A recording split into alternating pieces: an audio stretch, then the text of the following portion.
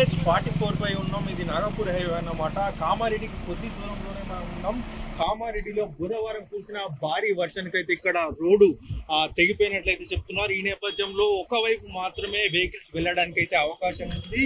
So vehicles ఒకే వైపు వెళ్ళడంతో అయితే భారీగా ట్రాఫిక్ జామ్ ఇక్కడ నిలిచిపోయింది. మనం చూసుకోవచ్చు బుధవారం రోజు కామారెడ్డిలో 41.83 సెంటీమీటర్ల భారీ వర్షపాతం, అంటే చరిత్రలో ఎన్నడూ లేనంతగా భారీ వర్షపాతం నమోదైంది. ఈ నేపథ్యంలో కామారెడ్డి చుట్టుపక్కల కూడా అన్ని చెరువులు నిండిపోయాయి. చాలా చోట్ల కూడా రోడ్లు తెగిపోయాయి. మనం చూసుకోవచ్చు NH44 పై కూడా రోడ్డు తెగిపోవడంతో అయితే ఒకే వైపు వాహనాలు వెళ్తున్నాయి.